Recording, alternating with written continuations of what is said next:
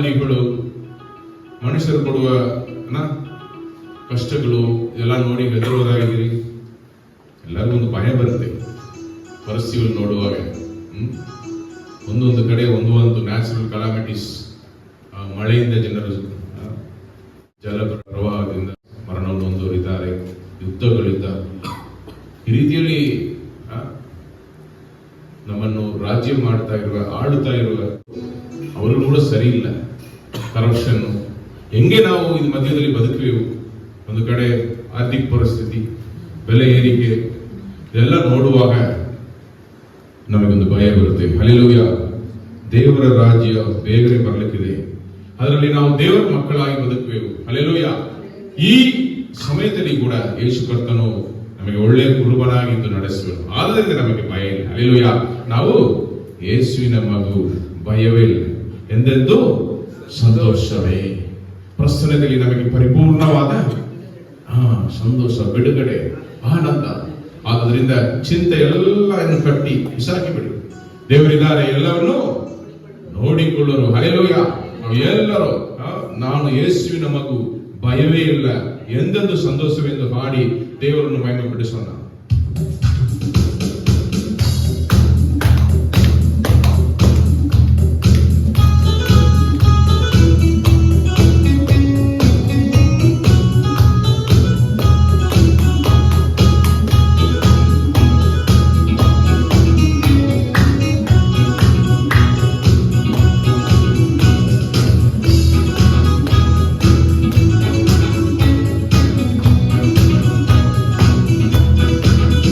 ನಾನು ಯೇಸುವಿನ ಮಗು, ಭಯವೇ ಇಲ್ಲ, ಎಂದೆಂದು ಸಂತೋಷವೇ.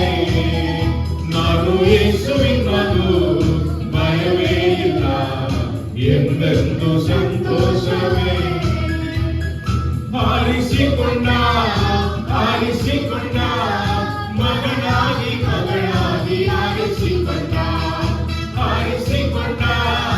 ಆರಿಸಿಕೊಂಡ ಮಗನಾಗಿ ಆರಿಸಿಕೊಂಡ.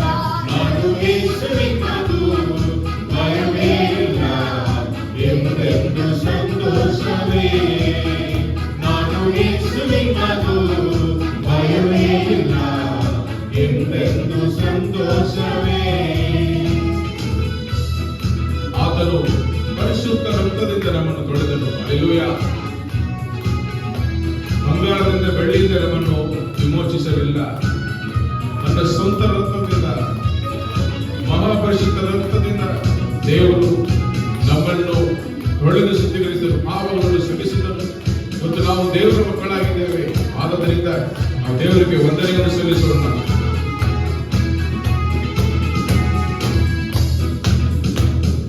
ತೊಳೆಯಲ್ಪಟ್ಟೆ ಯೇಸುವಿನ ರಕ್ತದಿಂದ ತೊಳೆಯಲ್ಪಟ್ಟೆ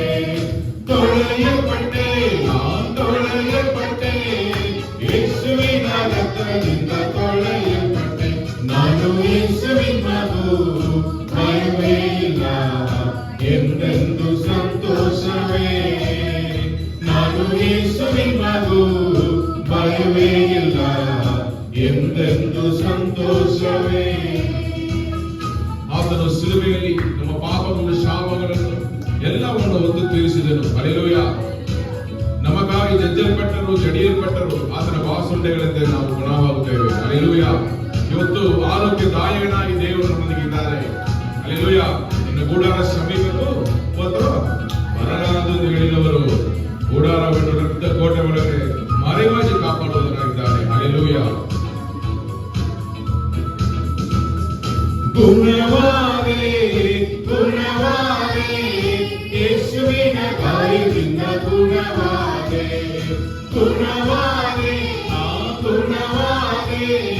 ಯೇಸುವಿನ ಗಾಯದಿಂದ ಗುಣವಾದೆ. ನಾನು ಯೇಸುವಿನ ಮಗು, ಭಯವೇ ಇಲ್ಲ, ಎಂದೆಂದು ಸಂತೋಷವೇ. ನಾನು ಯೇಸುವಿನ ಮಗು, ಭಯವೇ ಇಲ್ಲ, ಎಂದೆಂದು ಸಂತೋಷವೇ. ಯೇಸು ಕರ್ತನ ಮೇಲೆ ನಂಬಿಕೆ ಇಟ್ಟವರು ದೇವಾಲಯವಾಗಿ ಬದಲಾಗುತ್ತಾರೆ. ಹಲ್ಲೆಲೂಯಾ. ನಾವು ದೇವರ ದೇವಾಲಯ, ದೇವರ ಆತ್ಮ ನಮ್ಮಲ್ಲಿ ವಾಸವಾಗಿದ್ದಾರೆ. ಪ್ರತಿನಿತ್ಯ ಅವರು ನಮಗೆ ಶಕ್ತಿಯನ್ನು ಬಲವನ್ನು ಆತ್ಮದಿಂದ ಕೊಡುವುದರಿಂದ ನಾವು ಬಿತ್ತು ಹೋಗುವುದಿಲ್ಲ, ನಮ್ಮಲ್ಲಿ ಉಜ್ಜೀವನೆಯನ್ನು ನೀಡುತ್ತಾರೆ. ಹಲ್ಲೆಲೂಯಾ. ಆ ಒಂದು ದೇವರ ಬಲದಿಂದ ಪಾಪವನ್ನು ಜಯಿಸುತ್ತೇವೆ. ದೇವರು ನಮಗೆ ಮಾರ್ಗದರ್ಶನ ಕೊಡುತ್ತಾರೆ, ಪ್ರತಿನಿತ್ಯ ನಡೆಸುತ್ತಾರೆ. ನಾವು ಜಯಶಾಲಿಗಳಾಗಿ ಜೀವಿಸುವುದಕ್ಕೆ ನಮಗೆ ಸಹಾಯ ಮಾಡುತ್ತಾರೆ. ಹಲ್ಲೆಲೂಯಾ.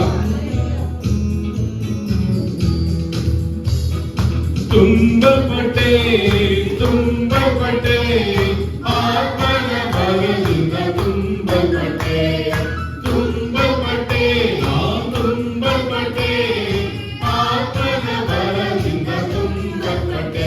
ನಾನು ಯೇಸುವಿನ ಮಗು, ಭಯವೇ ಇಲ್ಲ, ಎಂದೆಂದು ಸಂತೋಷವೇ.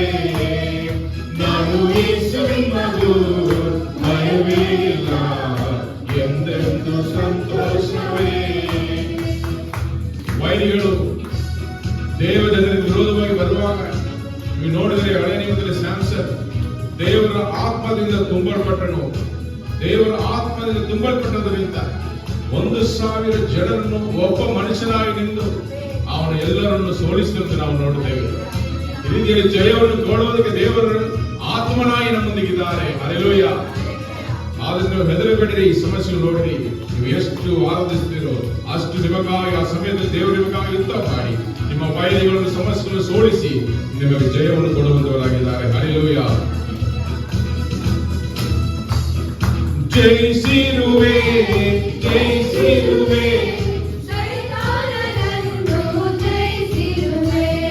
ಜಯಿಸಿರುವೆ ನಾನು ಜಯಿಸಿರುವೆ ಸೈತಾನನನ್ನು ಜಯಿಸಿರುವೆ ಜಯಿಸಿರುವೆ ಜಯಿಸಿರುವೆ ಸೈತಾನನನ್ನು ಜಯಿಸಿರುವೆ. ನಾನು ಯೇಸುವಿನ ಮಗು, ಭಯವೇ ಇಲ್ಲ, ಎಂದೆಂದು ಸಂತೋಷವೇ. ನಾನು ಯೇಸುವಿನ ಮಗು, ಭಯವೇ ಇಲ್ಲ, ಎಂದೆಂದು ಸಂತೋಷವೇ. ಕ್ರಿಸ್ತನಲ್ಲಿ ಎಲ್ಲ ಸಾಧ್ಯವು, ಅಸಾಧ್ಯವು ಒಂದು ಇಲ್ಲ. ಪೇತ್ರನು ಹೇಳಿದನು, ಈ ಯೌವನಸ್ಥನಾಗಿರುವ ಯಹೂದಿಯನಿಗೆ ರಕ್ಷಣೆ ಇಲ್ವಾ ಹಾಗೆ ಕೇಳುವಾಗ ಯೇಸು ಕರ್ತನು ಉತ್ತರ ಕೊಟ್ಟರು, ಮನುಷ್ಯರಿಂದ ಅಸಾಧ್ಯವಾಗಿರುವ ಎಲ್ಲ ದೇವರಿಂದ ಸಾಧ್ಯವಾಗುತ್ತದೆ. ಹಲ್ಲೆಲೂಯಾ. ನೀವು ನನ್ನನ್ನು ಹಿಂಬಾಲಿಸಿ ಬರ್ತಾ ಇದ್ದೀರಿ, ಎಲ್ಲ ಬಿಟ್ಟು ಬಿಟ್ಟು ನಾನು ಈಗ ಲೋಕದಲ್ಲಿ 100% ಆಶೀರ್ವಾದವನ್ನು ಕೊಡುವೆನು, ಬರುವ ಲೋಕದಲ್ಲಿ ನಿತ್ಯ ಜೀವ. ಹಲ್ಲೆಲೂಯಾ. ಆದ್ದರಿಂದ ನಾವು ದೇವರ ಮೇಲೆ ನಂಬಿಕೆ ಉಳ್ಳವರಾಗಿ ಬದುಕುವವರು, ನೋಡಿ ಬದುಕುವರಲ್ಲ, ನಂಬಿಕೆಯಿಂದ ಬದುಕುತ್ತೇವೆ. ಹಲ್ಲೆಲೂಯಾ. ಆದ್ದರಿಂದ ಅಸಾಧ್ಯ ಒಂದಿಲ್ಲ. ಆತನು ಸತ್ಯವೇದದಲ್ಲಿ ಮಾಡಿರುವ ಎಲ್ಲ ಅದ್ಭುತ ಕಾರ್ಯಗಳನ್ನು, ಮಹತ್ ಕಾರ್ಯಗಳನ್ನು ಹಾಡಿ ನಾವು ದೇವರನ್ನು ಕೊಂಡಾಡೋಣ ಬನ್ನಿರಿ.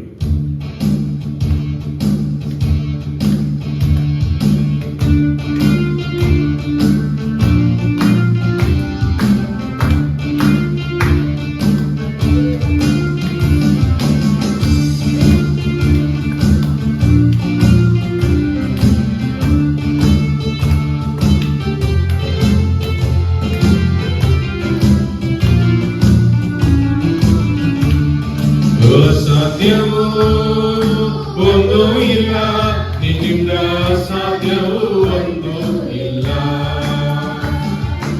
ಅಸಾಧ್ಯವೂ ಒಂದು ಇಲ್ಲ, ನಿನ್ನಿಂದ ಅಸಾಧ್ಯವೂ ಒಂದು ಇಲ್ಲ.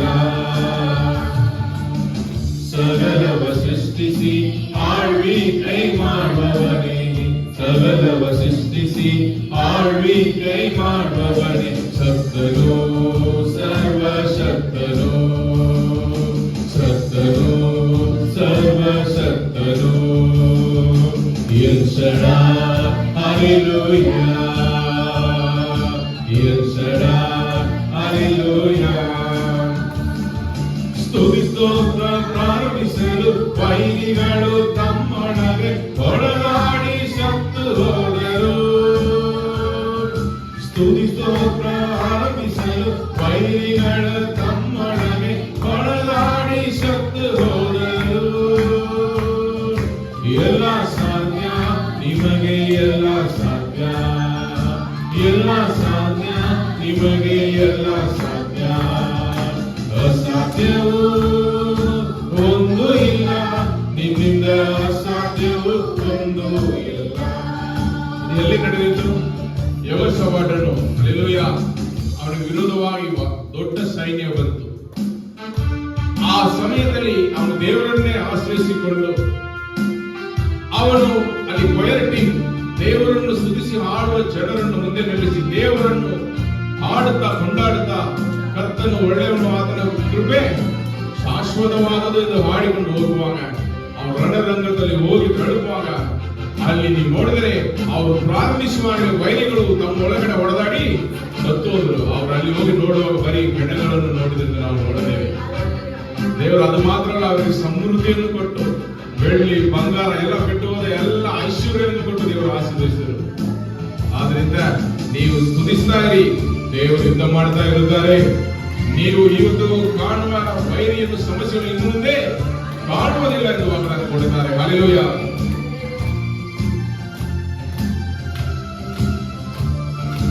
ಇನ್ನೊಂದ್ಸರಿ ಸ್ತುತಿ ಸ್ತೋತ್ರ ಆರಂಭಿಸಲು ವೈರಿಗಳು ತಮ್ಮೊಳಗೆ ಹೊಡೆದಾಡಿ ಸತ್ತು ಹೋದರು. ಸ್ತುತಿ ಸ್ತೋತ್ರ ಆರಂಭಿಸಲು ವೈರಿಗಳು ತಮ್ಮೊಳಗೆ ಹೊಡೆದಾಡಿ ಸತ್ತು ಹೋದರು. ಎಲ್ಲ ಸಾಧ್ಯ ನಿನಗೆ, ಎಲ್ಲ ಸಾಧ್ಯ, ಎಲ್ಲ ಸಾಧ್ಯ ನಿನಗೆ, ಎಲ್ಲ ಸಾಧ್ಯ.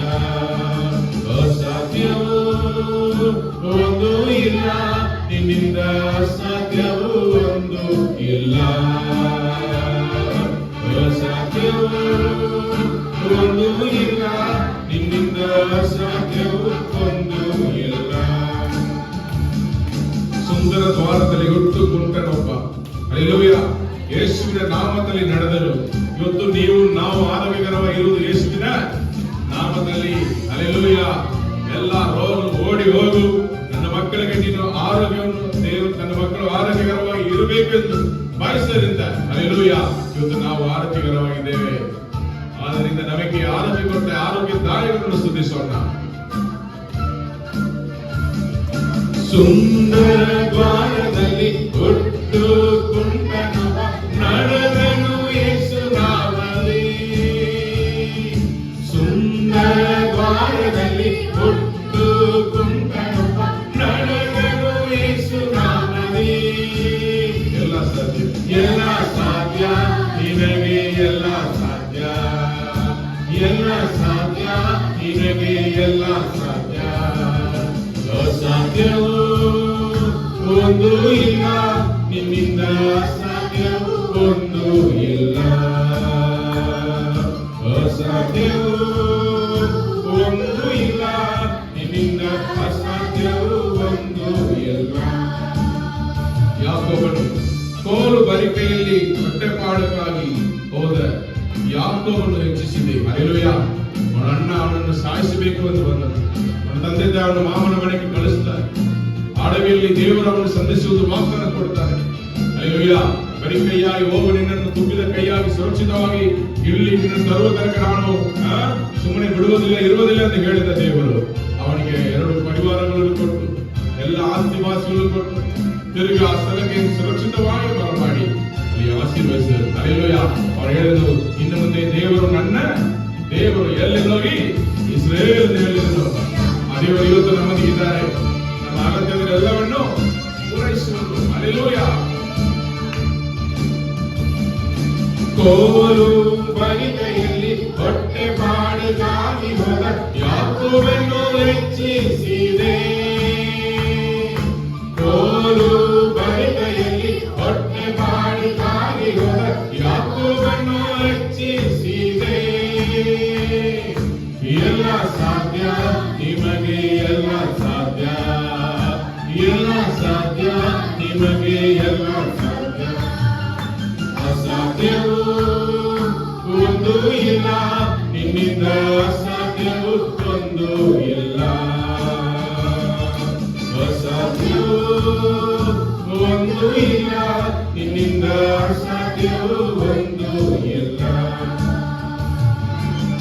ಸಕಲವ ಸೃಷ್ಟಿಸಿ ಆಳ್ವಿಕೈ ಮಾಡುವವನೇ, ಸಕಲವ ಸೃಷ್ಟಿಸಿ ಆಳ್ವಿಕೈ ಮಾಡುವವನೇ, ಶಕ್ತನು ಸರ್ವಶಕ್ತನು ಶಕ್ತನು ಸರ್ವಶಕ್ತನು ಎಲ್ ಶಡಾಯ್ ಹಲ್ಲೆಲೂಯಾ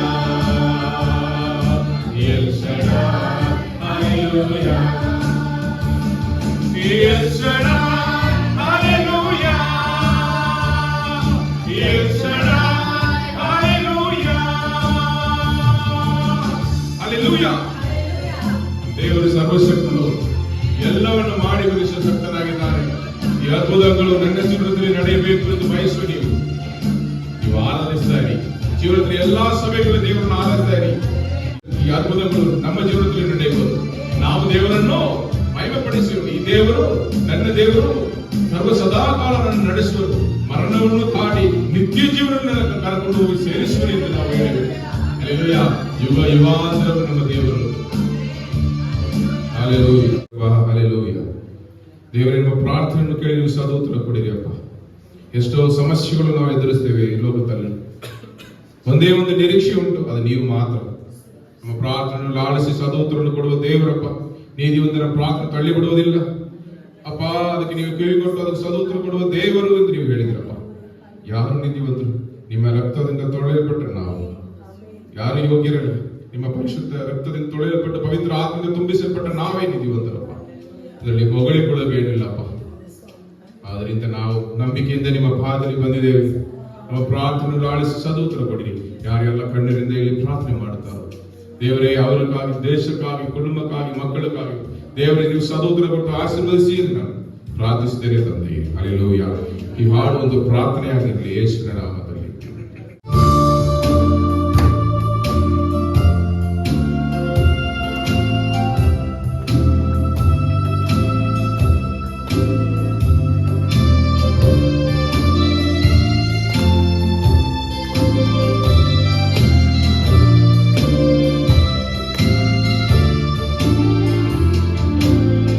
ನನ್ನ ಪ್ರಾರ್ಥನೆ ಧೂಪದಂತೆ ನಿಂಬಳಿ ಬರಬೇಕಯ್ಯ. ನನ್ನ ಪ್ರಾರ್ಥನೆ ಧೂಪದಂತೆ ನಿಂಬಳಿ ಬರಬೇಕಯ್ಯ. ಪ್ರಾರ್ಥನಾ ವೀರರು ದೇಶವೆಲ್ಲ ಹೇಳಬೇಕು. ಪ್ರಾರ್ಥನಾ ವೀರರು ದೇಶವೆಲ್ಲ ಹೇಳಬೇಕು. ಮುರಿದ ಸಂಬಂಧ ಮತ್ತೆ ಕಟ್ಟಲ್ಪಡಬೇಕು. ಮುರಿದ ಸಂಬಂಧ ಮತ್ತೆ ಕಟ್ಟಲ್ಪಡಬೇಕು.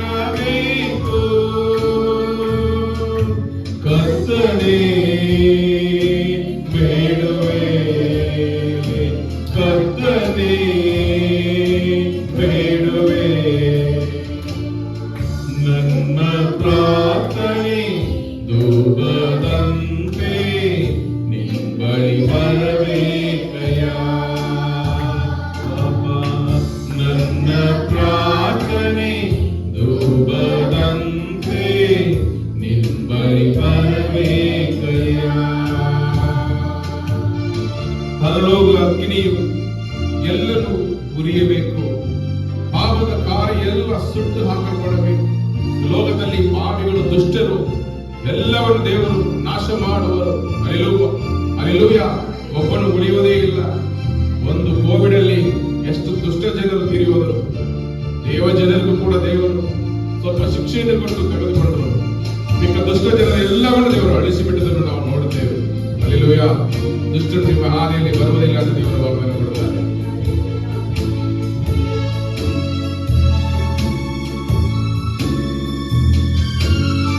ಪರಲೋಕ ಅಗ್ನಿಯು ಎಲ್ಲೆಲ್ಲೂ ಉರಿಯಬೇಕು.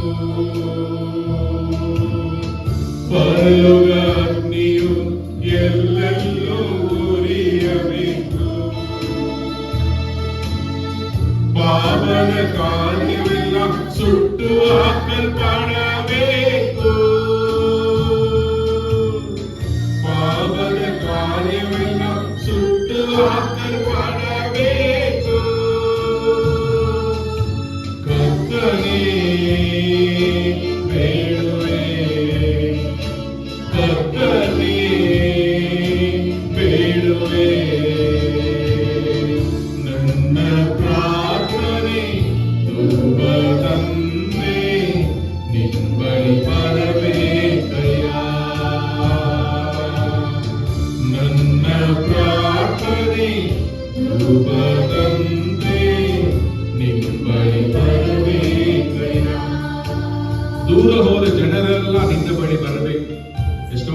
ದೇವರಿಂದ ದೂರವಾಗಿ ಅಂಧಕಾರದಲ್ಲಿ ಕತ್ತಲೆಯಲ್ಲಿ ಬದುಕುತ್ತಾ ಇದ್ದಾರೆ. ಅವರೆಲ್ಲ ಬೆಳಕಿನ ರಾಜ್ಯದಲ್ಲಿ ಬೆಳಕಿನ ಮಕ್ಕಳಾಗಿ ಸುವಾರ್ತೆ ಮೂಲ ಬರಬೇಕು. ಹಲ್ಲೆಲೂಯಾ. ಕರ್ತನೇ ದೇವರೆಂದು ಹಲ್ಲೆಲೂಯಾ ನಾವು ದೇವರ ಪಾದಕ್ಕೆ ಬೀಳಬೇಕು, ಸ್ವೀಕರಿಸಬೇಕು, ರಕ್ಷಣೆ ಹೊಂದಬೇಕು. ನರಗಳ ದಂಡನೆಯಿಂದ ಅವರೆಲ್ಲ ಕಾಪಾಡಲ್ಪಟ್ಟು ಪರಲೋಕ ರಾಜ್ಯದಲ್ಲಿ ಸೇರಬೇಕು. ಹಲ್ಲೆಲೂಯಾ. ಇದು ನಮ್ಮ ಪ್ರಾರ್ಥನೆಯಾಗಿರಬೇಕು. ಎಷ್ಟೋ ಜನರು ನಮ್ಮ ಸಂಬಂಧಿಕರ ಕುಟುಂಬದಲ್ಲಿ ಇರುವವರು, ನಮ್ಮ ರಾಜ್ಯದಲ್ಲಿಯೂ ನಮ್ಮ ಪಟ್ಟಣದಲ್ಲಿಯೂ ರಕ್ಷಣೆ ಹೊಂದದೇ ಇರುತ್ತಾರೆ. ಅವರೆಲ್ಲ ರಕ್ಷಣೆ ದಾರಿಯಲ್ಲಿ ಬರಬೇಕು ಎಂದು ನಾವು ಪ್ರಾರ್ಥಿಸೋಣ. ಹಲ್ಲೆಲೂಯಾ.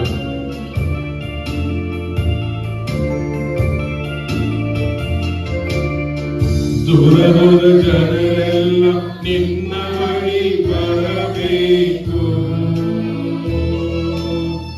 ದೂರ ಹೋದ ಜನರೆಲ್ಲ ನಿನ್ನ ಬಳಿ ಬರಬೇಕು. ಕರ್ತನೇ ದೇವರೆಂದು ಪಾದಕ್ಕೆ ಬೀಳಬೇಕು. ಕರ್ತನೇ ದೇವರೆಂದು ಪಾದಕ್ಕೆ ಬೀಳಬೇಕು. ಕರ್ತನೇ ಬೇಡುವೆ, ಕರ್ತನೇ ಬೇಡುವೆ. ನನ್ನ ಪ್ರಾರ್ಥನೆ ಧೂಪದಂತೆ ನಿಂಬಳಿ ಬರಬೇಕಯ್ಯ. ನನ್ನ ಪ್ರಾರ್ಥನೆ ಧೂಪದಂತೆ ನಿಂಬಳಿ ಬರಬೇಕಯ್ಯ. ಪ್ರಾರ್ಥನಾ ಮೋಡವು ಭಾರತವು ಕವಿಯಬೇಕು. ಉಜ್ಜೀವನ ಮಳೆಯು ಎಲ್ಲ ಬೋರ್ಗರನ್ನು ಸುರಿಬೇಕು. ಹಲ್ಲೆಲೂಯಾ. ಪ್ರಾರ್ಥಿಸುವವರು ಹೆಚ್ಚಾಗಬೇಕು, ಉಜ್ಜೀವನೆ ಉಂಟಾಗಬೇಕು. ಎಲ್ಲ ಸ್ಥಳಗಳಲ್ಲಿಯೂ, ಭಾರತ ದೇಶದಲ್ಲಿಯೂ, ಕರ್ನಾಟಕ ರಾಜ್ಯದಲ್ಲಿಯೂ, ಮೈಸೂರು ಪಟ್ಟಣದಲ್ಲಿಯೂ, ಒಂದು ಹಳ್ಳಿಗಳಿಗಳಲ್ಲಿಯೂ ಎಲ್ಲರ ಮೇಲೆ ಹಲ್ಲೆಲೂಯಾ ದೇವರ ಉಜ್ಜೀವನೆ ಮಳೆ ಸುರಿಯಬೇಕು. ಎಲ್ಲರೂ ನಿಜವಾದ ಸತ್ಯ ದೇವರನ್ನು ಹುಡುಕಿ ಬರುವ ಒಂದು ಕಾಲ ಬೇಗನೆ ಬರಲಿಕ್ಕಿದೆ. ಹಲ್ಲೆಲೂಯಾ. ಅದನ್ನು ಬಯಸುವರಾಗಿ ನಮ್ಮನ್ನು ಪಾಪದಿಂದ, ಶಾಪದಿಂದ, ನರಕದಂಡದಿಂದ ಕಾಪಾಡ ದೇವರು ಅವರನ್ನು ರಕ್ಷಿಸಬೇಕು. ಆತ್ಮಭಾರದಿಂದ ಹಾಡಿ, ಪ್ರಾರ್ಥನೆಯಾಗಿ ಹಾಡಿ ದೇವರನ್ನು ಆರಾಧಿಸೋಣ.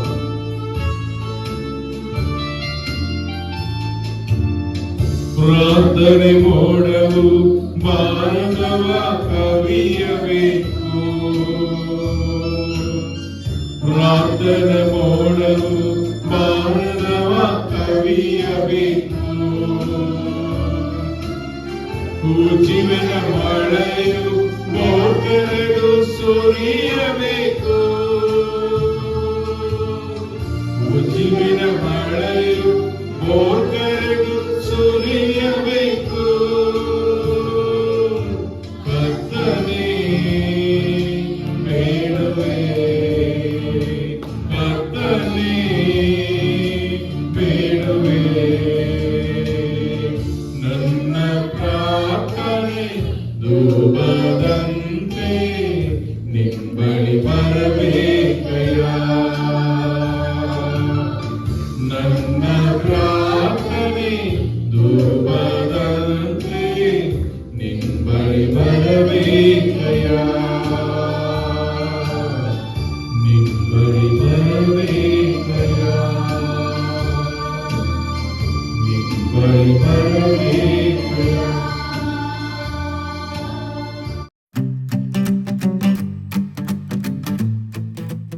ಸಂತೋಷವಾಗಿದ್ದೀರಾ? ಹಲ್ಲೆಲೂಯಾ. ನಾವು ಸಂತೋಷವಾಗಿರುವುದಕ್ಕೆ ಕಾರಣ ಈ ಲೋಕದಲ್ಲಿ ಇರುವ ಕಾರ್ಯವಾಗಿದ್ರೆ ಖಂಡಿತವಾಗಿ ನೀವು ಸಂತೋಷವಾಗಿರಲ್ಲ. ಯಾಕೆಂದ್ರೆ ಲೋಕದಲ್ಲಿರುವ ಮನುಷ್ಯರು ಆಗಲಿ ಹೋಗುತ್ತಾರೆ. ಸ್ವತ್ತು ಸಂಪತ್ತು ಒಂದಿನ ಇಲ್ಲದೆ ಇರುತ್ತೆ. ಒಂದಿನ ನಮ್ಮ ಕೈಯಲ್ಲಿ 1000 ರೂಪಾಯಿ ಇರುತ್ತೆ, ಇನ್ನೊಂದು ದಿನ 10 ರೂಪಾಯಿನೂ ಇರಲ್ಲ. ಆಯ್ತಾ? ಗಾಡಿಯಲ್ಲಿ ಪೆಟ್ರೋಲ್ ಇರುತ್ತೆ, ಇನ್ನೊಂದು ದಿನ ಅರ್ಧ ದಾರಿಯಲ್ಲಿ ನಿಂತು ಹೋಗುತ್ತೆ. ಆದ್ರೂ ದೇವರನ್ನು ನಂಬುವ ಜನರು ಮಾತ್ರ ಯಾವಾಗಲೂ ಸಂತೋಷವಾಗಿರ್ತಾರೆ. ಯಾಕೆ ಗೊತ್ತಾ? ಏನಿದ್ರು ಎಲ್ಲೇ ಇದ್ರು, ಮನುಷ್ಯರಿದ್ರು ಬಿಟ್ಟು ಹೋದ್ರು, ಸ್ವತ್ತು ಸಂಪತ್ತು ಇದ್ರು ಇಲ್ಲದೆ ಇದ್ರು, ಮನೆ ಇದ್ರು ಏನು ಇಲ್ಲದೆ ಇದ್ರು, ದೇವರಲ್ಲಿ ನಂಬಿಕೆ ಇರುವ ಜನರು ಧನ್ಯರು. ಯಾಕೆಂದ್ರೆ ಅವರು ನಿನ್ನೆಯೂ ಇವತ್ತು ನಾಳೆಯೂ ಮಾರ್ಪಡದವರಾಗಿ ಯಾವಾಗಲೂ ಜೊತೆ ಇರ್ತಾರೆ. ಹಲ್ಲೆಲೂಯಾ. ಸುಮಾರು ಜನರು ಕೌನ್ಸಿಲಿಂಗ್ ಬರೋರೆಲ್ಲ ಒಂದು 2 ನಿಮಿಷದಲ್ಲಿ ಬಂದು ಮಾತನಾಡುವಾಗ ಅವರು ಕೌನ್ಸಿಲಿಂಗ್ ತಗೊಳ್ಳುವ ಮೇನ್ ಕಾರ್ಯ ಏನಂದರೆ, ನಾನು ಅವರನ್ನು ನಂಬಿದೆ, ಈ ಪರಿಸ್ಥಿತಿಯನ್ನು ನಂಬಿದೆ, ಅವರನ್ನು ಏಮಾರಿಸ್ಬಿಟ್ರು, ಇಲ್ಲಿ ಕೆಲಸ ಕೊಡ್ತೀನಿ ಅಂತ ಹೇಳ್ಬಿಟ್ಟು ಕೊಟ್ಟಿಲ್ಲ, ಇಲ್ಲಿ ದುಡ್ಡು ಸಿಗುತ್ತೆ ಅಂತ ಅಂದ್ಕೊಂಡೆ ಸಿಗಲಿಲ್ಲ, ಇದು ಆಗುತ್ತೆ ಅಂತ ಅಂದ್ಕೊಂಡೆ ಆಗಲಿಲ್ಲ, ಅದಕ್ಕೆ ನಾನು ದುಃಖವಾಗಿದ್ದೀನಿ ಅಂತ ಕೌನ್ಸಿಲಿಂಗ್ ಬರ್ತಾರೆ.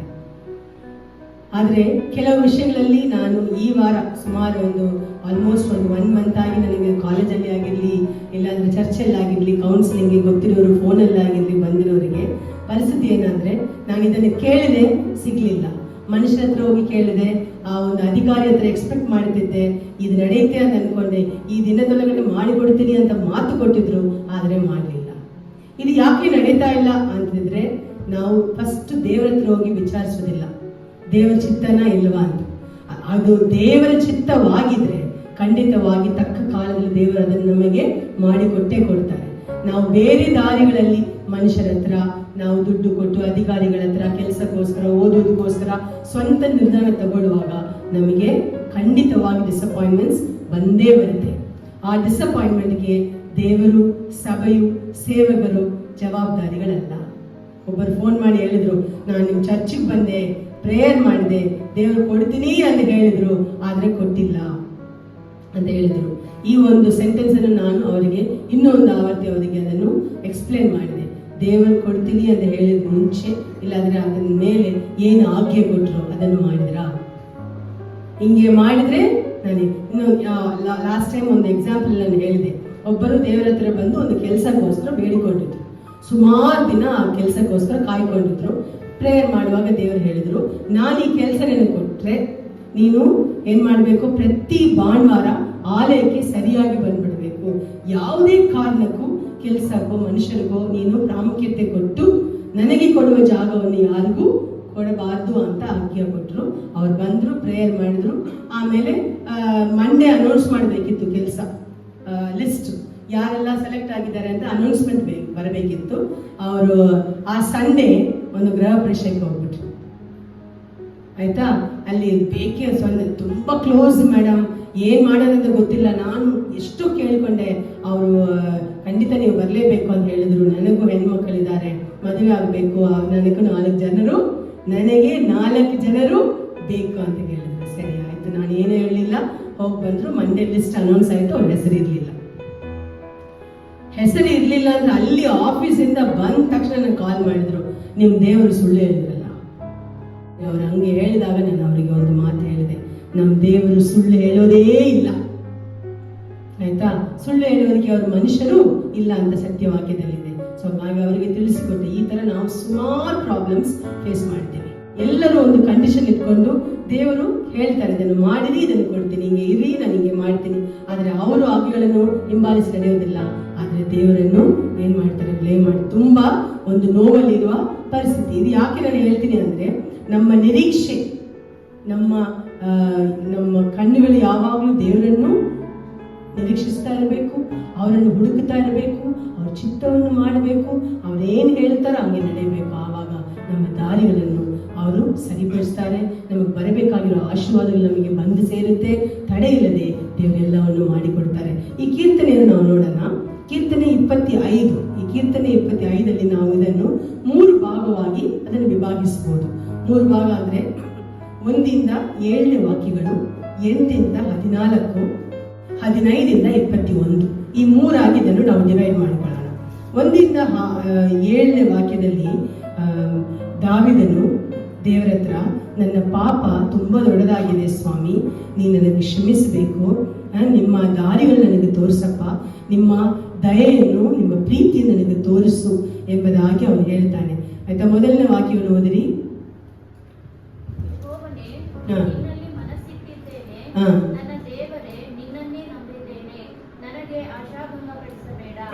ಶತ್ರುಗಳ ಉತ್ಸಾಹಕ್ಕೆ ಆಸ್ಪದ ಮಾಡಬೇಡ, ವೃಥಾ ದ್ರೋಹಿಗಳಿಗೆ ಆಶಾಭಂಗವಾಗಬೇಕೇ ಹೊರತು ನಿನ್ನನ್ನು ನಿರೀಕ್ಷಿಸಿದವರಿಗೆ ಎಂದಿಗೂ ಆಗಬಾರದು.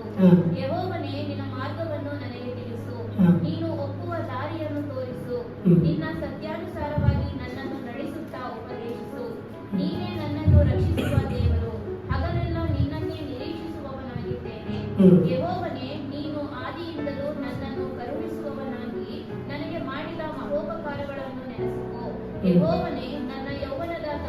ದ್ರೋಹಗಳನ್ನು ಮನಸ್ಸಿನಲ್ಲಿಡದೆ ನಿನ್ನ ಕೃಪೆಗೆ ತಕ್ಕಂತೆ ದಯಾಪೂರ್ವಕವಾಗಿ ನನ್ನನ್ನು ನೆನೆಸು. ಹೌದು, ಈ ಒಂದು 7 ವಾಕ್ಯಗಳು ನೀವು ನೋಡಿದ್ರೆ, ಸ್ವಾಮಿ ನಿಮ್ಮನ್ನು ನಂಬುವ ಜನರಿಗೆ ಅವಮಾನ ಆಗಬಾರದು ಸ್ವಾಮಿ. ಅನ್ಯ ಜನರಿಗೆ ಅವಮಾನ ಆಗ್ಬೋದು, ನಿಮ್ಮನ್ನು ದೇವರಾಗಿ ಆರಿಸಿಕೊಳ್ಳದೆ ಇಷ್ಟ ಪ್ರಕಾರ ಬದುಕೋರಿಗೆ ಅವಮಾನ ಆಗ್ಬೋದು, ಅವರು ಬಿದ್ದು ಹೋಗ್ಬೋದು, ಆದರೆ ನಾವು ಬಿದ್ದು ಹೋಗಬಾರ್ದು ಸ್ವಾಮಿ. ಯಾಕೆಂದ್ರೆ ನಾವು ನಿಮ್ಮನ್ನೇ ನಂಬಿದ್ದೇವೆ, ನಿಮ್ಮನ್ನು ನಿರೀಕ್ಷಿಸ್ತಾ ಇದ್ದೇವೆ. ಹೌದು, ನಾನು ಯೌವನ ವಯಸ್ಸಲ್ಲಿ ನನ್ನ ಪ್ರಾಯದಲ್ಲಿ ನಾನು ಸುಮಾರು ತಪ್ಪುಗಳು ಮಾಡಿರ್ಬೋದು ಸ್ವಾಮಿ, ಆದರೆ ನೀವು ಕ್ಷಮಿಸಿ ನನಗೊಂದು ಹೊಸ ಮಾರ್ಗವನ್ನು ತೋರಿಸಪ್ಪ. ತಪ್ಪೇ ಮಾಡಲ್ಲ ಅಂತ ನಾನು ನ್ಯಾಯವಾಗಿ ಬದುಕ್ತಾ ಇದ್ದೀನಿ ಅದನ್ನು ಹೇಳಕ್ಕಾಗಲ್ಲ ಸ್ವಾಮಿ. ನಿಮ್ಮ ಮುಂದೆ ಎಲ್ಲರೂ ತಪ್ಪು ಮಾಡಿದವರೇ, ನಿಮ್ಮ ಥರ ಯಾರೂ ಪರಿಶುದ್ಧರು ಇಲ್ಲ ಸ್ವಾಮಿ. ನಾನು ಯೌವನ ವಯಸ್ಸಲ್ಲಿ ನನ್ನ ಪ್ರಾಯದಲ್ಲಿ ಸುಮಾರು ತಪ್ಪುಗಳು ಮಾಡಿ ನಿಮ್ಮನ್ನು ಬಿಟ್ಟು ಅಗಲಿ ಹೋಗಿರ್ಬೋದು ಸ್ವಾಮಿ, ಆದರೆ ಇವತ್ತು ಕೇಳ್ತಾ ಇದ್ದೇನಪ್ಪ, ನಿಮ್ಮನ್ನು ನಂಬೋ ಜನರಾಗಿರುವ ನಮ್ಮನ್ನು ನೀವು ಕೈ ಬಿಡಬಾರದು. ಇದು ನೀವು ನೋಡಿದ್ರೆ ನಿಮ್ಮನ್ನು ಇಲ್ಲಿ ನಾವು ಇಸ್ರೇಲ್ ಜನರ ಅಂತ ಯಾರನ್ನು ನೋಡ್ತೇವೆ? ಕೀರ್ತನೆಯಲ್ಲಿ ನಾವು ಸುಮಾರು ಜನ, ಸತ್ಯವಾಕ್ಯದಲ್ಲಿ ನೀವು ನೋಡಿರಿ, ಯಾರು ಈ ಇಸ್ರೇಲರು?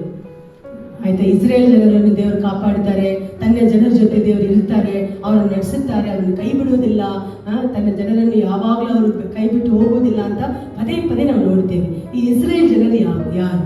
ನೀವು ನಾನು ಇಸ್ರೇಲ್ ಹುಟ್ಟಿದ್ದೇವಾ? ನಾವು ಯಹೂದ್ಯರ? ಯಾರು ಅಂತ ನೋಡಿದ್ರೆ 2 ಟೈಪ್ ಆಫ್ ಪೀಪಲ್ ಅನ್ನು ಅವರು ಇಸ್ರೇಲ್ ಅಂತ ಹೇಳ್ತಾರೆ. ಒಬ್ಬರು ಇಸ್ರೇಲಲ್ಲೇ ಹುಟ್ಟಿರುವವರು, ಅವರು ಯಹೂದಿಯರು, ಅವ್ರು ಹುಟ್ಟಿ ಬೆಳೆದಿರುವುದು ಇಸ್ರೇಲಲ್ಲಿ ಇರ್ಬೋದು, ಯಹೂದಿಯರಾಗಿರ್ಬೋದು. ಇನ್ನೊಬ್ಬರು ಯಾರಾದ್ರೆ ಯೇಸು ಕರ್ತನಲ್ಲಿ ಅವರ ಮಕ್ಕಳಾಗಿ ಅವರೇ ಮಾರ್ಗವು ಸತ್ಯವು ಜೀವವು ಅಂತ ಅರಿಕೆ ಮಾಡಿ ತನ್ನನ್ನು ಒಪ್ಪಿಸಿಕೊಟ್ಟು ಯೇಸು ಸ್ವಾಮಿ ನನ್ನ ತಂದೆ ಅಂತ ಹೇಳಿ ಅವರ ಕುಟುಂಬದಲ್ಲಿ ಸೇರುವರು.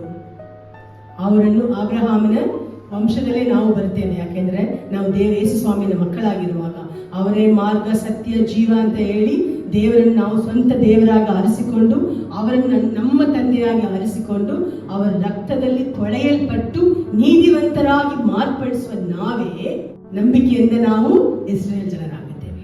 ಹಲ್ಲೆಲೂಯಾ. ಅವರು ಹುಟ್ಟಿರುವುದು ಅಲ್ಲಿ ಇರ್ಬೋದು, ಆದರೆ ಬೈಬಲ್ ಹೇಳ್ತದೆ, ನೋಡಿ ನಂಬಿಕೆ ಇಡೋಣಕ್ಕಿಂತ ಒಳ್ಳೆಯದು ನೋಡದೇ ನಂಬಿಕೆ ಇಡೋನು. ನಾವಾಗಿ ಅಲ್ಲಿ ಶಿಷ್ಯರುಗಳಾಗಿರ್ಲಿ, ಇಲ್ಲಾದ್ರೆ ದೇವರ ಮಕ್ಕಳಾಗಿರ್ಲಿ, ಅಲ್ಲಿ ಹುಟ್ಟಿರುವರು ಅವ್ರ ಜೊತೆ ಸೇವೆ ಮಾಡಿರೋರ್ಕಿಂತ ಧನ್ಯರು ನಾವು. ಯಾಕೆಂದ್ರೆ ಅವ್ರು ನೋಡಿದ್ರು ನಂಬಿಕೆ ಇಟ್ರು, ನಾವು ನೋಡದೆ ನಂಬಿಕೆ ಇಡ್ತೇವೆ. ಖಂಡಿತವಾಗಿ ನಮ್ಮ ನಂಬಿಕೆ ಅದಕ್ಕಿಂತ ಹೆಚ್ಚು. ಅದರಿಂದ ನಾವು ನಂಬಿಕೆ ಮುಖಾಂತರ ನಾವು ಇಸ್ರೇಲ್ ಜನರು. ಹಲ್ಲೆಲೂಯಾ. ಸೊ ಹಂಗಾಗಿ ಇಸ್ರೇಲ್ ಜನರು ಅಂತ ಅವ್ರ ಜೊತೆ ದೇವರು ಇರ್ತಾರೆ, ಕಾಪಾಡ್ತಾರೆ, ನಡೆಸುತ್ತಾರೆ ಅಂತಿರುವ ಎಲ್ಲ ಆಶೀರ್ವಾದಗಳು ನಮಗೂ ಏನಾಗುತ್ತೆ, ಬರುತ್ತೆ. ಹಲ್ಲೆಲೂಯಾ. ಅಲ್ಲಿ ಹುಟ್ಟಿರಬೇಕಂತ ಅವಶ್ಯಕತೆ ಇಲ್ಲ, ಯಹೂದಿಯರಾಗಿ ಇರಬೇಕಂತ ಅವಶ್ಯಕತೆ ಇಲ್ಲ. ಯೇಸು ಸ್ವಾಮಿ ಯಹೂದರಾಗಿರೋದ್ರಿಂದ ಅವ್ರ ರಕ್ತದೊಳಗಡೆ ಬರುವ ನಾವು ಯಹೂದಿಯರಾಗಿರುತ್ತೇವೆ. ಹಲ್ಲೆಲೂಯಾ. ನೀತಿವಂತಳಾಗಿ ಮಾರ್ಪಡಿಸಲ್ಪಟ್ಟು ನಾವು ಅವರ ಮಕ್ಕಳಾಗಿರೋದ್ರಿಂದ ನಾವು ಇಸ್ರೇಲ್ ಜನರು. ಹಲ್ಲೆಲೂಯಾ. ಇಸ್ರೇಲ್ ಜನರೆಲ್ಲರೂ ಒಂದು ಹಲ್ಲೆಲೂಯಾ ಹೇಳೋಣ. Hallelujah, hallelujah. ಸೊ ಹಾಗಾಗಿ 2ನೇ ಭಾಗ ನಾವು ನೋಡಿದ್ರೆ, ದಾವೀದನು ದೇವರು ಎಷ್ಟು ಒಳ್ಳೆಯವರು, ಅವರು ನಮ್ಮನ್ನು ಕ್ಷಮಿಸುವುದಕ್ಕೂ ನಡೆಸುವುದಕ್ಕೂ ಕಾಪಾಡುವುದಕ್ಕೂ ನಮ್ಮೊಂದಿಗೆ ನಡೆದು ಕೊನೆಯವರೆಗೂ ನಮ್ಮನ್ನು ಕಾಯ್ದು ಕಾಪಾಡು ಘೋಷಿಸಿ ಸಂರಕ್ಷಣೆ ಕೊಟ್ಟು ನಡೆಸಕ್ಕೆ ಆ ದೇವರು ಎಷ್ಟು ಶಕ್ತನು, ಎಷ್ಟು ಬಲಶಾಲಿಯೋ, ಅವರ ಹತ್ರ ಎಷ್ಟು ನ್ಯಾಯ ನೀತಿಗಳಿದೆ, ಬಲ ಇದೆ, ಶಕ್ತನೆ ಎಂಬುದನ್ನು ತೋರಿಸ್ತಾರೆ. ಅದು 8ರಿಂದ 14 ಇನ್ನೊಬ್ರು ಬೇಗ ಓದಿರಿ.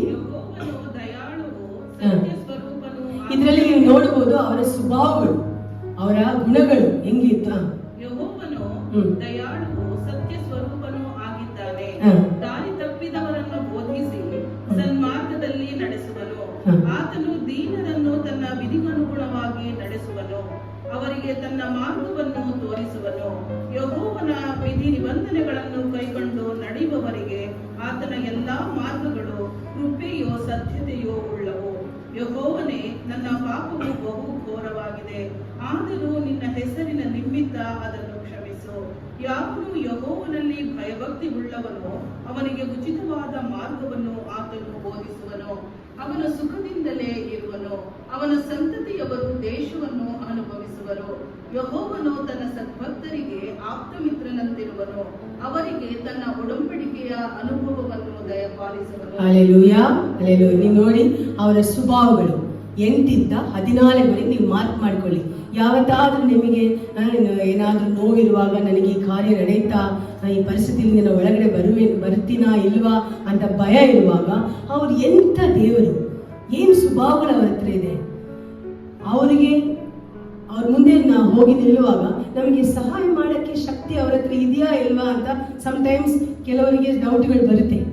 ಎಂಥ ದೇವರು ನೋಡಿ, 8ರಿಂದ 14 ನೀವು ಮಾರ್ಕ್ ಮಾಡಿ ಇಟ್ಕೊಳ್ಳಿ. ಮನೆಯಲ್ಲಿ ಹೋಗಿ ಒಂದು ಆರಾಮಾಗಿ ಕೂತ್ಕೊಂಡು ಅಂಡರ್ಲೈನ್ ಮಾಡ್ಕೊಂಡು ನೋಡಿ, ಎಷ್ಟು ಒಳ್ಳೆಯವರು ಅವರು. ಆತ್ಮ ಮಿತ್ರನಾಗಿರ್ತಾರೆ. ತನ್ನನ್ನು ನಂಬುವ ಜನರಿಗೆ, ಭಯಪಡುವವರಿಗೆ, ಅವ್ರ ಜೊತೆ ನಡೆಯುವ ಜೊತೆ ಅವ್ರು ಏನ್ ಮಾಡ್ಕೋತಾರೆ, ಒಡಂಬಡಿಕೆ ಮಾಡಿಕೋತಾರೆ. I am your friend and you are my friend.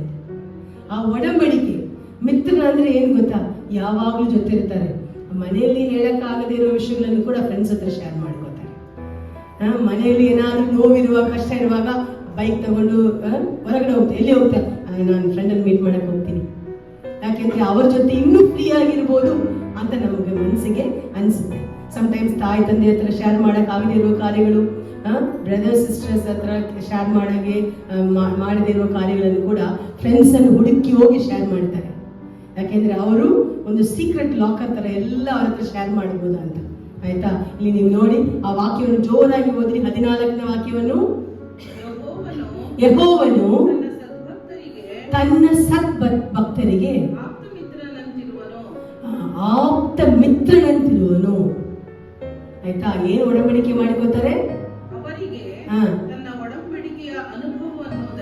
ಒಡಂಬಡಿಕೆಯ ಅನುಭವ ಅಂದ್ರೆ, ಒಡಂಬಡಿಕೆ ಅಂದ್ರೆ ನೀನು ನನ್ನವನು, ನಾನು ನಿನ್ನವನು ಅಂತಿರುವ ಆ ಒಡಂಬಡಿಕೆ. ಮಗಳೇ, ನೀ ನನ್ನ ಮಗಳು, ನಾನು ನಿನ್ನ ತಂದೆ. ಮಗನೇ, ನೀ ನನ್ನ ಮಗನು. ನಿನ್ನನ್ನು ಯಾರು ಕಿತ್ಕೊಂಡು ಹೋಗಕ್ಕಾಗೋದಿಲ್ಲ, ನಾಶ ಮಾಡಕ್ಕಾಗೋದಿಲ್ಲ, ಬೀಳ್ಸೋದಕ್ಕೆ ಆಗೋದಿಲ್ಲ. ಯಾಕೆಂದ್ರೆ ನಮ್ಮಲ್ಲಿ ಒಂದು ಒಡಂಬಡಿಕೆ ಇದೆ. ಆ ಒಡಂಬಡಿಕೆಯನ್ನು ಮೀರಿ ಶೈತಾನನನ್ನು ಮುಟ್ಟಕ್ಕಾಗೋದಿಲ್ಲ ಅಂತ. ಹಲ್ಲೆಲೂಯಾ. ಆ ಒಡಂಬಡಿಕೆ ಅಷ್ಟೊಂದು ಸೀಕ್ರೆಟ್ ಆಗಿ ಲಾಕ್ ಆಗಿರುವ ಒಂದು ಒಡಂಬಡಿಕೆ. ಅದನ್ನು ಅಷ್ಟು ಸಾಮಾನ್ಯವಾಗಿ ಒಬ್ಬ ಶೈತಾನ್ ಬಂದು ಅವನ ಇಷ್ಟ ಪ್ರಕಾರ ಕಿತ್ಕೊಂಡು ಹೋಗೋದಕ್ಕಾಗೋದಿಲ್ಲ. ದೇವರ ಒಡಂಬಡಿಕೆಯನ್ನು ಒಡೆಯುವ ಅಧಿಕಾರ ಯಾರಿಗೂ ಇಲ್ಲ. ಹಲ್ಲೆಲೂಯಾ. ಅವರು ಒಂದ್ಸತಿ ಒಡಂಬಡಿಕೆ ಮಾಡಿದ್ರೆ ನಿತ್ಯ ಜೀವನವರೆಗೂ ಆ ಒಡಂಬಡಿಕೆ ಇರುತ್ತೆ. ಹಲ್ಲೆಲೂಯಾ. ಆದ್ರಿಂದ ನೀವು ಯಾರು ಒಡಂಬಡಿಕೆ ಒಳಗೆ ಬರುವ ಆಪ್ತ ಮಿತ್ರರು ನೀವು ದೇವರಿಗೆ.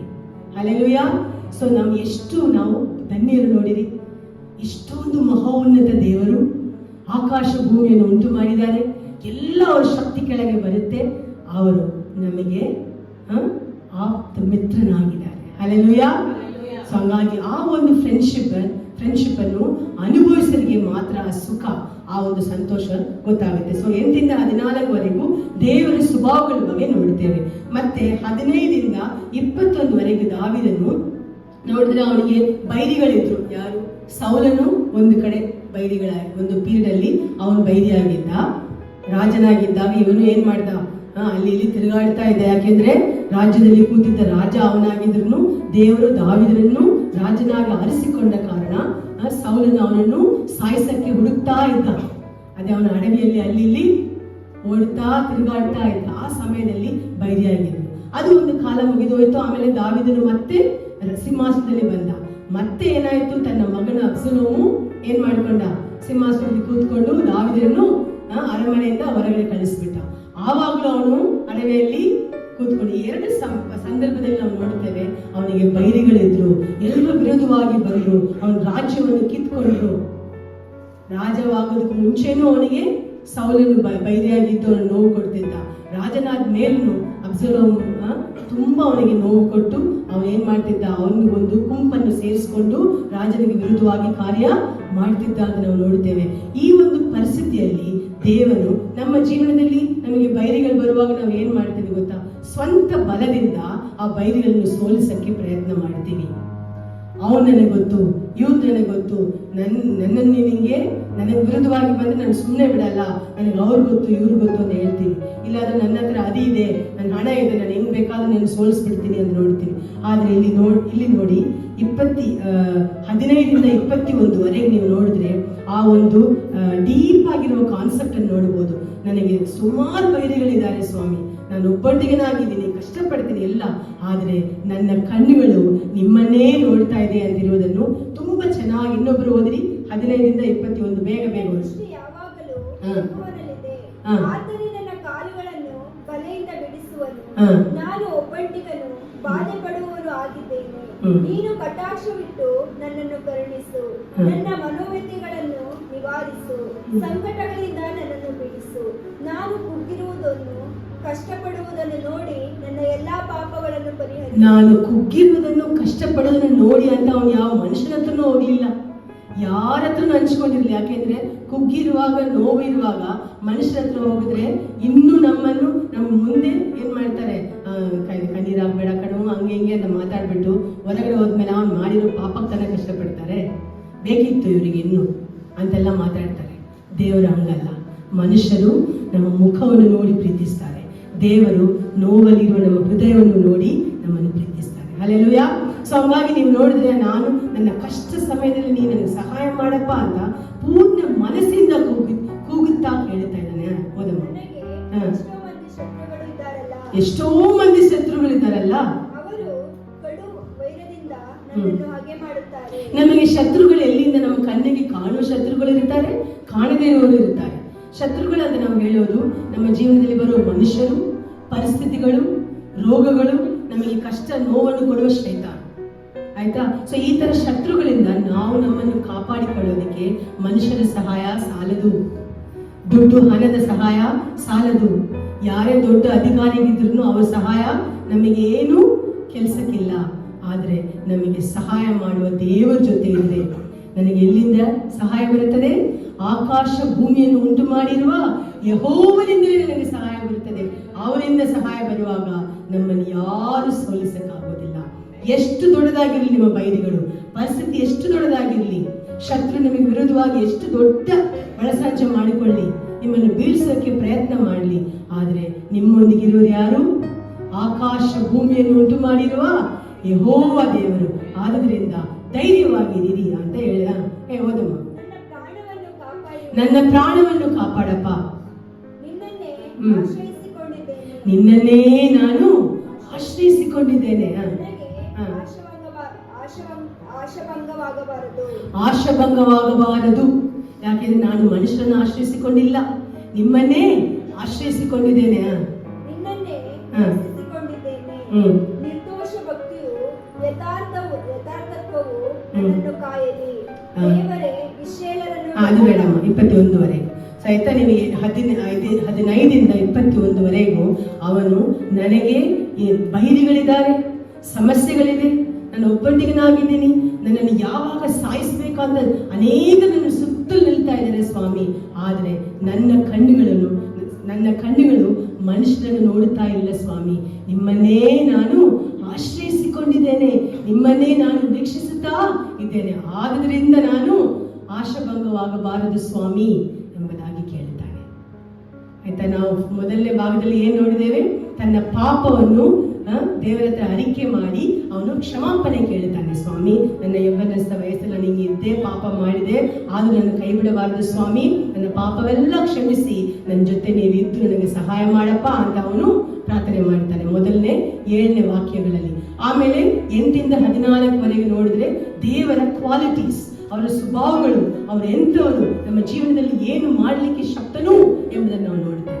ಅದಾದ್ಮೇಲೆ ನಾವು 15-21ವರೆಗೆ ನಾವು ನೋಡಿದ್ರೆ, ಸ್ವಾಮಿ ನನಗೆ ಬೈರಿಗಳಿದ್ದಾರೆ, ಸುಮಾರು ಜನರು ನನಗೆ ವಿರುದ್ಧವಾಗಿದ್ದಾರೆ ಸ್ವಾಮಿ, ನಾನು ಮನುಷ್ಯರನ್ನು ಹುಡುಕಿ ಹೋಗಲ್ಲಪ್ಪ, ನಿಮ್ಮನ್ನೇ ನಿರೀಕ್ಷಿಸ್ತಾ ಇದ್ದೇನೆ, ನಿಮ್ಮ ಮುಖವನ್ನೇ ನಾನು ನೋಡ್ತಾ ಇದ್ದೇನೆ, ಆದ್ರಿಂದ ನನಗೆ ಅವಮಾನ ಆಗಬಾರದು ಅಂತ ಅವನು ವಿನ್ನಹ ಮಾಡ್ತಾ ಇದ್ದಾನೆ ದೇವರ ಹತ್ರ. ಬೈರಿಗಳನ್ನು ಸೋಲಿಸಕ್ಕೆ ನನಗೆ ಶಕ್ತಿ ಬಲ ಸಾಲದು ಸ್ವಾಮಿ. ಪ್ರತಿನಿತ್ಯ ಬೈರಿಗಳು ನಮ್ಮ ಜೀವನದಲ್ಲಿ ನೋಡ್ಕೊಳ್ಳಿ. ಮುಂಜಾನೆ ಎದ್ದು ರಾತ್ರಿ ಮಲಗುವವರೆಗೂ ನಮ್ಮ ಪರಿಸ್ಥಿತಿಗಳು, ಮನುಷ್ಯರು, ಹೋಗೋ ಬರುವ ಜಾಗದಲ್ಲಿ ನಾವು ನೋಡುವ ಅಧಿಕಾರಿಗಳು, ಏನಾದ್ರೂ ಒಂದು ಗೌರ್ಮೆಂಟ್ ಕೆಲಸಕ್ಕೂ ಹೋದ್ರೆ ಅಲ್ಲೂ ನಮಗೆ ಕಷ್ಟ. ಆಯ್ತಾ? ಸುಮಾರು ಕಡೆ ನಾವು ನೋಡಿದ್ರೆ ಒಂದು ಸಭೆ ನಡೆಸಕ್ಕೆ ಎಷ್ಟು ಕಷ್ಟ ಗೊತ್ತಾ? ಕ್ರೈಸ್ತರನ್ನು ಬದುಕಕ್ಕೆ ಬಿಡದೇ ಇರುವ ಒಂದು ಸಮಾಜ. ಆದ್ರೂ ದೇವರು ನಮ್ಮ ಜೊತೆ ಇರೋದ್ರಿಂದ ಎಲ್ಲಾ ಬೈರಿಗಳನ್ನು ಸೋಲಿಸಿ ನಮ್ಮನ್ನು ಕಾಪಾಡ್ತಾ ಇದ್ದಾರೆ. ಮುಂಜಾನೆಯಿಂದ ರಾತ್ರಿ ಮಲಗುವವರೆಗೂ, ನಾವು ಮಲಗಿರುವ ಸಮಯದಲ್ಲೂ ಕೂಡ ಶೈತಾನ ನಮ್ಮ ವಿರೋಧವಾಗಿ ಕಾರ್ಯ ಮಾಡ್ತಾ ಇರ್ತಾನೆ.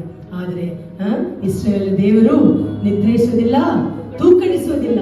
ಅವ್ರು ನಮ್ಮನ್ನು ರಾತ್ರಿ ಹಗಲು ಕಾಪಾಡಿ ನಡೆಸುತ್ತಾ ಇರೋದ್ರಿಂದ ನಮ್ಮನ್ನು ನಾವು ಬೈರಿಗಳ ಕೈಯಲ್ಲಿ ಬಿದ್ದು ಹೋಗದೆ, ಸತ್ತು ಹೋಗದೆ, ನಶಿಸಿ ಹೋಗದೆ ನಾವು ಕಾಪಾಡಲ್ಪಡ್ತಾ ಇದ್ದೇವೆ. ಹಲ್ಲೆಲೂಯಾ.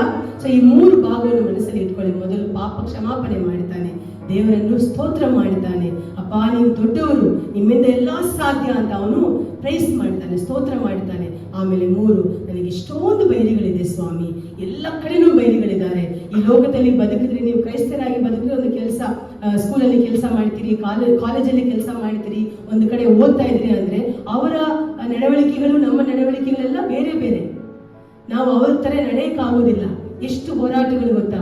ಎಲ್ಲರ ಜೊತೆ ನಾವು ಇರುವಾಗ ನಮಗೆ ಬೈರಿಗಳು, ಮನುಷ್ಯರಾಗಿರ್ಬೋದು, ಸಮಸ್ಯೆಗಳಾಗಿರ್ಬೋದು, ಪರಿಸ್ಥಿತಿಗಳಾಗಿರ್ಬೋದು, ನಮ್ಮ ಅವಶ್ಯಕತೆಗಳು ಕೂಡ ಸಮಟೈಮ್ಸ್ ನಮಗೆ ಕೈ ಕೊಡ್ತಾ ಇಲ್ಲ ಅಂತಿರೋ ನೋವುಗಳು ನಮಗಿರ್ಬೋದು. ಈ ತರ ಸುಮಾರು ನಮ್ಮ ಸುತ್ತಿ ಕಷ್ಟಗಳ ಸಮಸ್ಯೆಗಳಿದ್ರು ನಾವು ಯಾರನ್ನು ಹುಡುಕಿ ನೋಡಬೇಕು?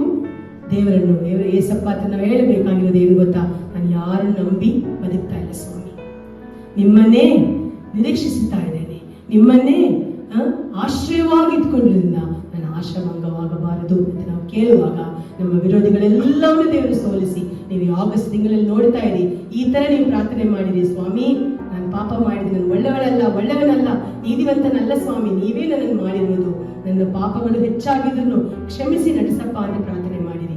ಆಮೇಲೆ ಸ್ತೋತ್ರದಲ್ಲಿ ಜಯ ಹೊಂದಕ್ಕೆ ಕಲಿದುಕೊಳ್ಳಿರಿ. ನೀವು ಎಷ್ಟು ದೊಡ್ಡವರು ಅಂತಿರುವುದನ್ನು ನಾನು ಅರ್ಥ ಮಾಡಿಕೊಂಡಿದ್ದೇನೆ, ನಿಮ್ಮಿಂದ ಎಲ್ಲ ಆಗುತ್ತೆ ಸ್ವಾಮಿ ಅಂತ ನೀವು ಆರಾಧನೆ ಮಾಡುವರಾಗಿ ಅವರ ಕ್ವಾಲಿಟೀಸ್ ಅನ್ನು, ಸ್ವಭಾವಗಳನ್ನು ನಿಮ್ಮ ಪ್ರಾರ್ಥನೆಯಲ್ಲೂ ನಿಮ್ಮ ಆರಾಧನೆಯಲ್ಲೂ ಧ್ಯಾನಿಸುವರಾಗಿ ನೀವು ಇರಬೇಕು. 3, ನಿಮಗೆ ಕಷ್ಟಗಳು, ಶತ್ರುಗಳು ಬರುವಾಗ ಮನುಷ್ಯರನ್ನು ಹುಡುಕದೆ ದೇವರ ಮುಖವನ್ನು ಹುಡುಕಿದ್ರೆ ದೇವರು ನಿಮ್ಮನ್ನು ಎಲ್ಲಾ ಕಷ್ಟದಿಂದ ನೀಗಿಸಿ ಕಾಪಾಡಿ ರಕ್ಷಿಸಿ ಈ ತಿಂಗಳನ್ನು ಆಶೀರ್ವದಿಸಿಕೊಂಡು. ಹಲ್ಲೆಲೂಯಾ. 22ನೇ ವಾಕ್ಯ ನಾವು ನೋಡಿದ್ರೆ, ಒಂದು ಇದು ರಿಡೀಮ್, ಅದನ್ನು ಓದಿರಿ. ಈ ಇಸ್ರೇಲನ್ನು ಎಲ್ಲಾ ಬಾಧೆಗಳನ್ನು ವಿಮೋಚಿಸದಿರುವುದು. ಆಕ್ಚುಲಿ ಈ ಕೊನೆಯ ವಾಕ್ಯ ದಾವೀದನು ಬರೆದಿಲ್ಲ, ಅದನ್ನು ಸೇರಿಸಲ್ಪಟ್ಟದ್ದು. ಅದು ಯಾರು ಬೇಕಾದ್ರೂ ಪ್ರಾರ್ಥನೆಯಾಗಿ ಅದನ್ನು ಹೇಳಬಹುದು ಅಂತಿರೋದು. ಈಗ ಇಸ್ರೇಲರು ಯಾರನ್ನು ಹೇಳಿದೆ? ಯಹೂದ್ಯರಾಗಿ ಹುಟ್ಟಿರುವರು, ನಂಬಿಕೆಯಲ್ಲಿ ಇಸ್ರೇಲರಾಗಿರುವ ನಾವು. ಹಲ್ಲೆಲೂಯಾ. ಸೊ 22 ವಾಕ್ಯವನ್ನು ಓದಿರಿ. ದೇವರೇ ನಮ್ಮನ್ನು ಎಲ್ಲಾ ಬಾಧೆಗಳಿಂದ ವಿಮೋಕ್ಷಿಸಿ ಕಾಪಾಡು ಅಂತಿರುವ ಕೊನೆ ಪ್ರಾರ್ಥನೆ ನಮ್ಮ ಪ್ರಾರ್ಥನೆಯಾಗಿರಲಿ. God bless you.